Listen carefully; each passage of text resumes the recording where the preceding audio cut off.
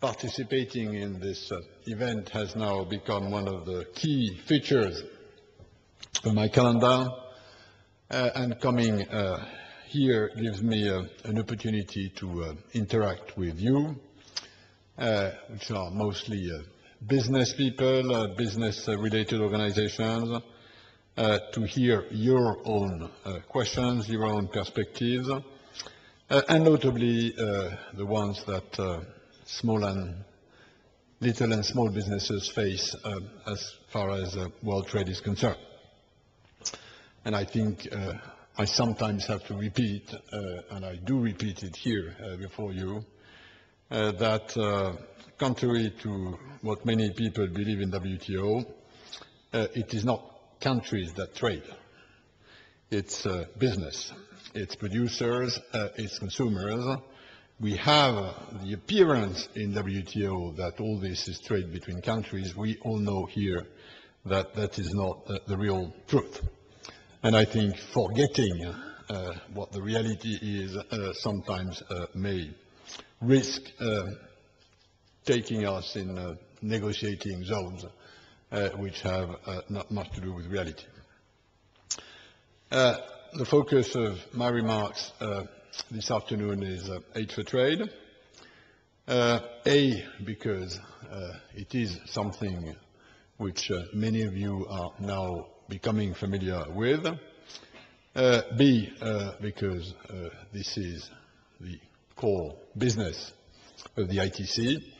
And 3, because we've been quite active on this field in recent times, and this gives me an opportunity to brief you on the recent developments, and notably what we got from the last month, where, as you know, we had 3 major regional reviews on aid for trade in Lima, and Patricia has already mentioned that, in the Philippines for Asia, in Dar es Salaam for Africa. The key objectives of this meeting being to highlight the importance of trade to achievement of development goals, including the MDGs, identifying key priorities for strengthening developing countries' capacity to trade, and of course, in that doing, making or starting to make a better case for increased resource mobilization. In all these 3 events, the ITC, as one of our key partners in that program, played a very important role by convening parallel events with business or business-related organizations. And I must congratulate Patricia and her team for a job well done and delivered as expected on the ground. Now, before I tell you a bit about the outcome of these regional aid for trade reviews, let me recall in a few words what we've tried to set out and achieve in this initiative. On the basis of a mandate the World Trade Organization was given in December 2005, we set out to identify ways and means through which an effective and comprehensive aid for trade package for developing countries could be operationalized. The key rationale was, and still is, that aid for trade is an important tool through which developing countries can be able to address their capacity constraints in order to fully benefit from the trading opportunities, including those which might come from a successful conclusion of the Doha round. Among the key issues highlighted as central to the success of this initiative is the need for scaling up international financial assistance for trade capacity building in developing countries. And the reality, and you know that more than others, but we have to make sure that the knowledge of this reality is more widely shared in the world trading system and by official development assistance providers. The reality is that we are facing changes which do create huge potentials for developing countries. But these developments also recently have highlighted the growing disparity between capacity-constrained developing countries and the rest of the world. And this situation, which in my view is a growing tension, needs to be addressed, not least because if we succeed in concluding the round, then this sort of number two priority needs to be addressed if we want this to translate into reality in many developing countries.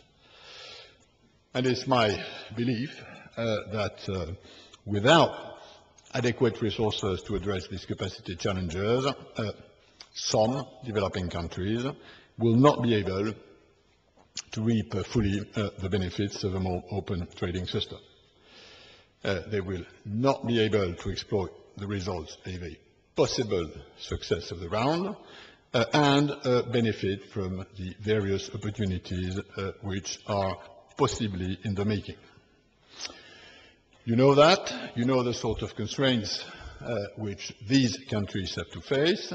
Basic infrastructures, telecommunication systems, this whole technology capacity which now exists that allows to connect much more easily than in the past exporters to a regional or world market, modern customs facilities that can move products rapidly and efficiently across borders, testing labs to ensure that exports meet international standards, and the sort of sophisticated expertise and institutions which are needed to navigate this much more open but also much more complex trading system. Not to talk about domestic specific issues which needs to be addressed to improve competitiveness or faster diversification. Now, I think we've had a sort of splendid confirmation of this in the three meetings we've held, and we've witnessed a very strong engagement of a number of domestic stakeholders, not only governments, not only administrations, but also civil society and business. And I think it is an element which shows that the ingredients for a more engaged partnership by these various actors is now available, and that we now have the sort of basis for moving this forward. Now, our objective now is to see how, on the basis of this common diagnosis, we can map the way forward, making sure that both donors and recipients make this a priority. On the receiving side, how you mainstream trade with national development plans. On the donor side, how you focus more of the resources on aid for trade, of course, not at the expense of other parts of official development assistance. In order to move this forward, we will be holding the first global review, the sort of international conference in the WTO on November 20th and 21st, where we will be joined by all partner institutions, including the World Bank, IMF, ITC, of course, UNCTAD, the UNDP, UNIDO, regional development banks, bilateral and multilateral donors agencies, as well as representatives from the private sector.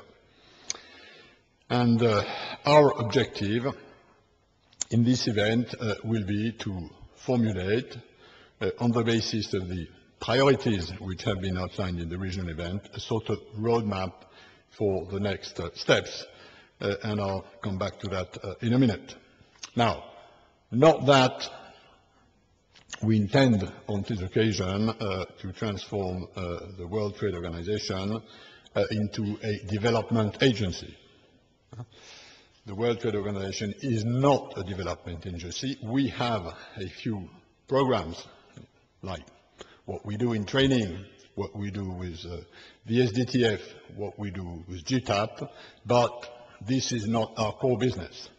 Others are much better equipped than we are to do that, starting, by the way, with the ITC, which reminds me of a question I had some time ago by a nasty journalist, Tim, not somebody nice and cool like you are, who wanted to put me on the spot and who said, have UNCTAD and WTO ever done something together? And my answer was, yes, a child. And this child is the ITC. And I think it's the real answer to this wider question, and I'm glad I can relay it and that you'll help me making sure that it is a relevant answer. Now, this leads me to the role of the private sector in this initiative, which is hugely important, which is why I would be very grateful for you to follow very closely the development on this program. Your own input in the diagnosis, your own input in the priorities, whether they are in infrastructure, whether they are in training, whether they are in sanitary and phytosanitary standards, is absolutely crucial. And you have, with the ITC, an instrument to do that. And I think the dynamic is clearly moving in your direction. In conclusion, let me recall the following. From the beginning of our work in this area, we've been very clear about one thing. For the Aid for Trade initiative to deliver its expected results, ownership by developing countries is absolutely critical. And this process of enhancing ownership has already started through the regional events and now has to trickle down to the national level. We want to keep this bright spotlight on aid for trade because of the conviction we have that there is a potential for development and poverty reduction. I think we've started making good progress, not least the fact that in many occasions it's the first time we were bringing together finance minister, development minister, trade ministers, and civil society and business. But of course we know that the road ahead of us will not be easy. We have now a challenge of finding the right way of measuring inputs and outputs so that we can mobilize more energy, both on the side of donors and on the side of recipients. And this will not be easy. But we, I think, have identified the sort of zone in which now we must develop our efforts. Of course, while we are pushing on this, we also have the round, this Doha round, which is starting to look a bit better. I hope that in the coming weeks it is possible to sort of reach compromise on the gateway issues like agriculture and industrial tariffs. I say I hope it is possible, which is not saying that we are there yet. But what I feel, and notably since the beginning of September, is that there is some momentum growing, and we know that difficult hurdles are easier to jump with a bit of speed. I see a bit of speed in the system at this stage, which then, if we were to get there, would allow other areas under negotiation, such as trade facilitation, or services, or anti-dumping rules, or fishery subsidies, or environmental goods and services, to move forward in their turn. There is obviously a lot at stake for you all on this package. So, of course, keep an eye on Aid for Trade, and we will be trying to move this forward. But in the meantime, focus your political energy short-term on the ground. Our members need constant reminders and calls that there is the necessity of an ambitious result. So, Aid for Trade, we are moving, but I also count on you to get to your phones and to your governments, asking your WTO delegates for a deal. That's the best and the short-term immediate thing they can do for you. If they do that, we will be caring about the medium and long term. Thank you.